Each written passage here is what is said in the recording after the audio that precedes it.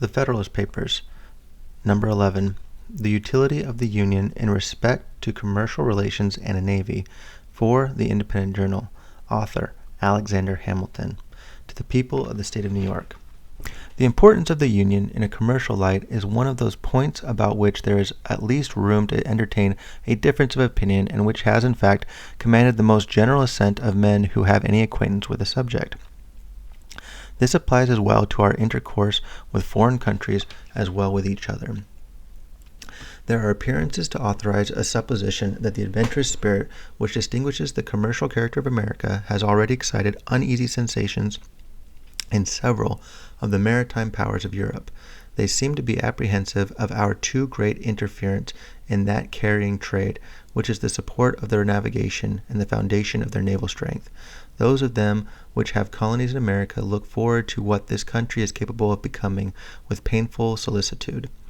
They foresee the dangers that may threaten their American dominions from the neighborhood of states, which have all the dispositions and would possess all the means requisite to the creation of a powerful marine. Impressions of this kind will naturally indicate the policy of fostering divisions among us and of depriving us, as far as possible, of an active commerce in our own bottoms. This would answer the threefold purpose of preventing our interference in their navigation, of monopolizing the profits of our trade, and of clipping the wings by which we might soar to a dangerous greatness. Did not prudence forbid the detail, it would not be difficult to trace by facts the workings of this policy to the cabinets of ministers. If we continue united, we may counteract a policy so unfriendly to our prosperity in a variety of ways. By prohibitory regulations, extending at the same time throughout the states, we may oblige foreign countries to bid against each other for the privileges of our markets. This assertion will not appear chimerical to those who are able to appreciate the importance of the markets of 3 millions of people, increasing in rapid progression, for the most part exclusively addicted to agriculture, and likely from local circumstances to remain so, to any manufacturing nation, and the immense difference there would be to the trade and navigation of such a nation between a direct communication in its own ships and an indirect conveyance of its products and returns to and from America in the ships of another country. Suppose, for instance, we had a government in America capable of excluding Great Britain, with whom we have at present no treaty of commerce, from all our ports. What would be the probable operation of this step upon her politics? Would it not enable us to negotiate with the fairest prospect of success for commercial privileges of the most valuable and extensive kind in the dominions of that kingdom? When these questions have been asked upon other occasions, they have received a plausible but not a solid or satisfactory answer. It has been said that prohibitions on our part would produce no change in the system of Britain, because she could prosecute her trade with us through the medium of the Dutch, who would be her immediate customers and paymasters for those articles which were wanted for the supply of our markets. But would not her navigation be materially injured by the loss of the important advantage of being her own carrier in that trade? Would not the principal part of its profits be intercepted by the Dutch at a compensation for their agency and risk? Would not the mere circumstance of freight occasion a considerable deduction? Would not so circuitous an intercourse facilitate the competitions of other nations, by enhancing the price of British commodities in our markets, and by transferring to other hands the management of this interesting branch of the British commerce?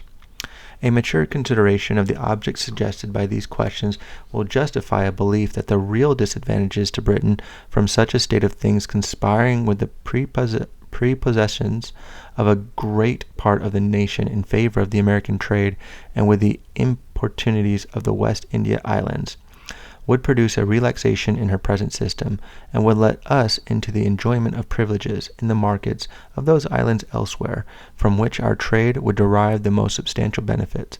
Such a point gained from the British government, and which could not be expected without an equivalent in exemptions and immunities in our markets, would be likely to have a correspondent effect on the conduct of other nations, who would not be inclined to see themselves altogether supplanted in our trade.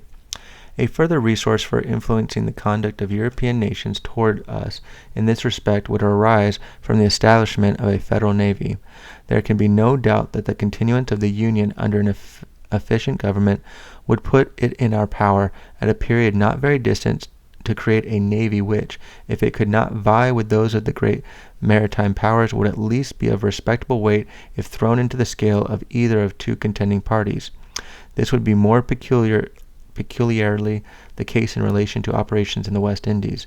A few ships of the line sent opportunely to the reinforcement of either side would often be sufficient to decide the fate of a campaign, on the event of which interests of the greatest magnitude were suspended. Our position is, in this respect, a most commanding one, and if to this consideration we add that of the usefulness of supplies from this country in the prosecution of military operations in the West Indies, it will readily be perceived that a situation so favorable would enable us to bargain with great advantage for commercial privileges. A price would be set not only upon our friendship, but upon our neutrality. But by a steady adherence to the Union, we may hope ere long to become the arbiter of Europe in America, and to be able to incline the balance of European competitions in this part of the world as our interest may dictate. But in the reverse of this eligible situation, we shall discover that the rivalships of the parts would make them checks upon each other, and would frustrate all the tempting advantages which nature has kindly placed within our reach. In a state so insignificant, our commerce would be a prey to the wanton intermeddlings of all nations at war with each other, who, having nothing to fear from us, would, with little scruple or remorse, supply their wants by depredations on our property as often as it fell in their way. The rights of neutrality will only be respected when they are defended by an adequate power. A nation, despicable by its weakness, forfeits even the privilege of being neutral. Under a vigorous national government, the natural strength and resources of the country, directed to a common interest, would baffle all the combinations of European jealousy to restrain our growth. This situation would even take away the motive of such combinations by inducing an impracticability of success. An active commerce, an extensive navigation, and a flourishing marine would then be the offspring of moral and physical necessity. We might defy the little arts of the little politicians to control or vary the irresistible and unchangeable course of nature. But in a state of disunion, these combinations might exist and might operate with success. It would be in the power of the maritime nations, availing themselves of our universal impotence, to prescribe the conditions of our political existence, and as they have a common interest in being our carriers, and still more in preventing our becoming theirs, they would in all probability combine to embarrass our navigation in such a manner as would in effect destroy it, and confine us to a passive commerce. We should then be compelled to content ourselves with the first price of our commodities, and to see the profits of our trade snatched from us to enrich our enemies and prosecutors.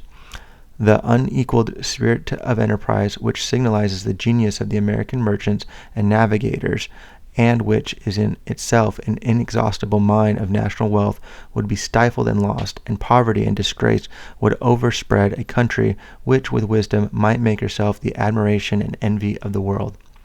There are rights of great moment to the trade of America, which are rights of the Union. I allude to the fisheries, to the navigation of the western lakes, and to that of the Mississippi. The dissolution of the Confederacy would give room for delicate questions concerning the future existence of these rights, which the interests of more powerful partners would hardly fail to solve to our disadvantage. The disposition of Spain with regard to the Mississippi needs no comment.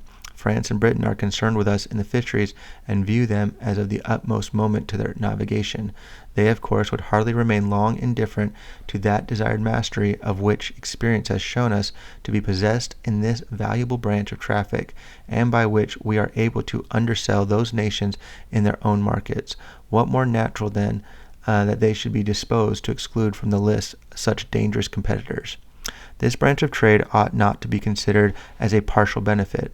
All the navigating states may, in different degrees, advantageously participate in it, and under circumstances of a greater extension of mercantile capital would not be unlikely to do it. As a nursery of seamen it now is, or when time shall have more nearly assimilated the principles of navigation in the several states, will become a universal resource. To the establishment of a navy it must be indispensable. To this great national object, a navy, union will contribute in various ways. Every institution will grow and flourish in proportion to the quantity and extent of the means concentrated towards its formation and support. A navy of the United States, as it would embrace the resources of all, is an object far less remote than a navy of any single state or partial confederacy, which would only embrace the resources of a single part. It happens indeed that different portions of confederated America possess each some peculiar advantage for this essential establishment. The more southern states furnish in greater abundance certain kinds of naval stores, tar, pitch, and turpentine. Their wood for the construction of ships is also of a more solid and lasting texture. The difference in the duration of the ships of which the navy might be composed, if chiefly constructed of southern wood, would be of a signal importance, either in the view of naval strength or of national economy. Some of the southern and of the middle states yield a greater plenty of iron and of better quality. Seamen must chiefly be drawn from the northern hive.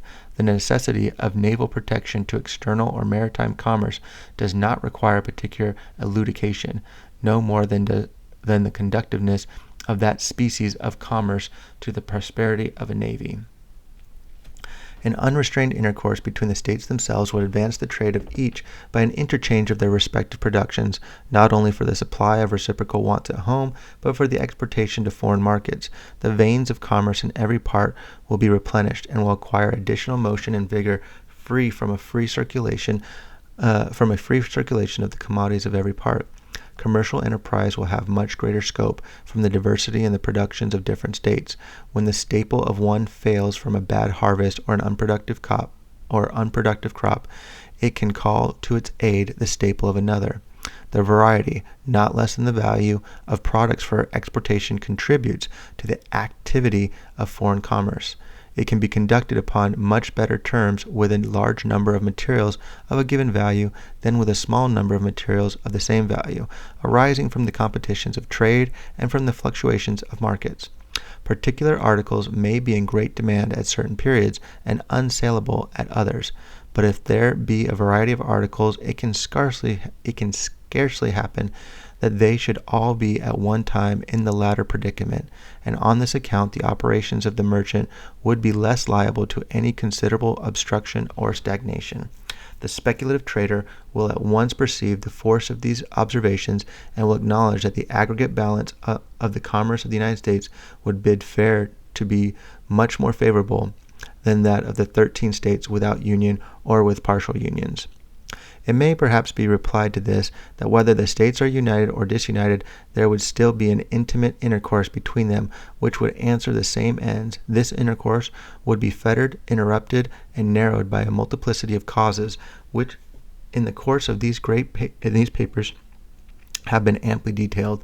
A unity of commercial as well as political interests can only result from a unity of government. There are other points of view in which this subject might be placed, of a striking and animating kind, but they would lead us too far into the regions of futurity, and would involve topics not proper for a newspaper discussion. I shall briefly observe that our situation invites and our interest prompts us to aim at an ascendant in the system of American affairs. The world may politically as well as geographically be divided into 4 parts, each having a distinct set of interests.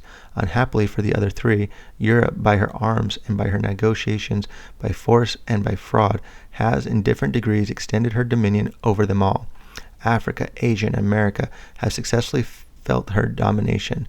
The superiority she has long maintained has tempted her to plume herself as the mistress of the world, and to consider the rest of mankind as created for her benefit. Men admired as profound philosophers have, in direct terms, attributed to her inhabitants a physical superiority, and have gravely asserted that all animals, and with them the human species, degenerate in America, that even dogs cease to bark after having breathed a while in our atmosphere. Facts have too long supported these arrogant pretensions of the Europeans. It belongs to us to vindicate the honor of the human race, and to teach that, assuming brother moderation, union will enable us to do it. Disunion will add another victim to its triumphs. Let Americans disdain to be the instruments of European greatness. Let the 13 states, bound together in a strict and indissoluble union, concur in erecting one great American system superior to the control of all transatlantic force or influence, and able to dictate the terms of the connection between the old and the new world. Publius.